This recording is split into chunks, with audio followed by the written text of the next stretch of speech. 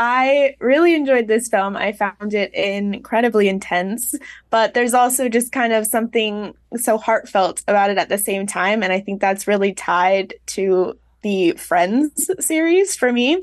So I wanted to just start off by asking each of you if you have a favorite Friends character from the television series.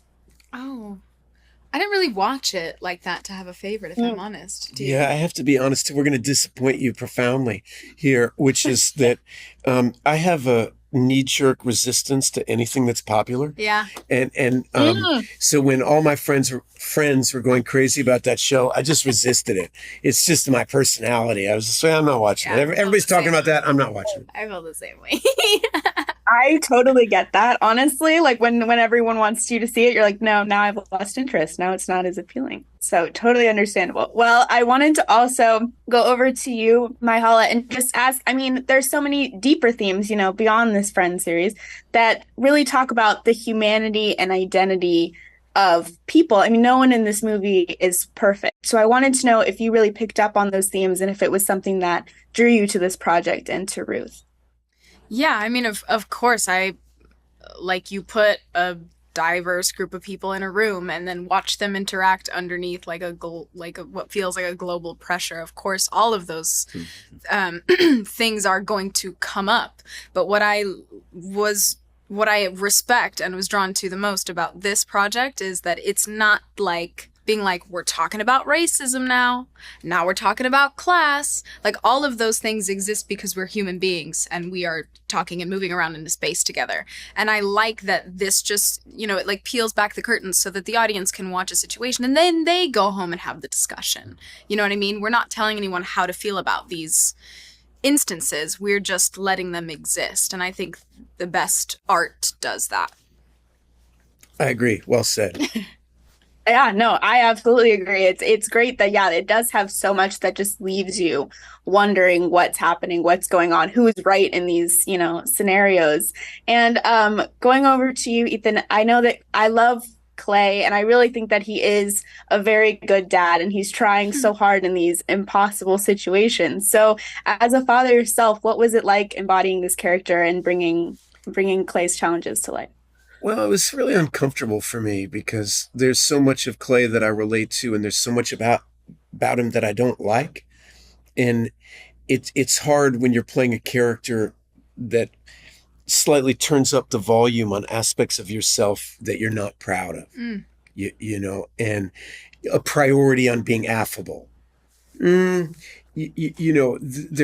a time in life for a spine, and at some key pivotal moments, Clay does not have one. And what Mahershala did that so he brings such a strength and power to everything that he does that in a lot of ways we were like a quartet, and each one of us played in a key.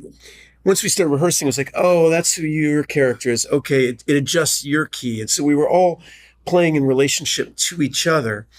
And Clay, there was not to be too personal, but I remember I was one of those people when the pandemic first started happening. I just didn't believe it. I thought everybody was overreacting. They're not making you go to school today. That's ridiculous. You'll be in school next week. And they're like, no, like school's going to be over this year. Like, you'll be back in class. It takes me a little while. I'm such an optimist that I sometimes don't see the truth. And that's where optimism gets really dangerous. And Clay has that to an extreme degree. And I find it really powerful scene in the movie, almost so much so that I didn't want to play it. The scene where he doesn't stop for the woman on the side of the road. Because it's such a toxic situation where Clay doesn't leave her because he's a bad person or he's malevolent. He does the wrong thing because he's afraid and he wants to be safe.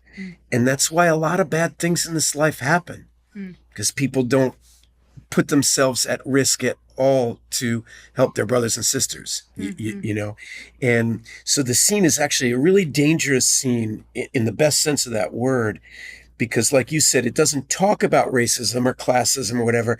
It's just the subconscious is very loud and it's penetrating and it forces you to look at it. Lots of people leave people by the side of the road every day.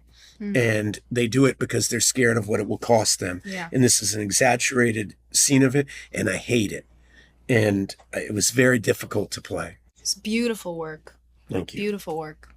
It was, yeah. And you really do get to see how fear can really, hinder your, your own It humanity. hinders your ability to be your best self. Yeah. Yeah. And it's tragic, and it's tragic every day in so many places all over the world. Absolutely. Well, thank you both. Congratulations on the film. That's all the time I have today. Thank you.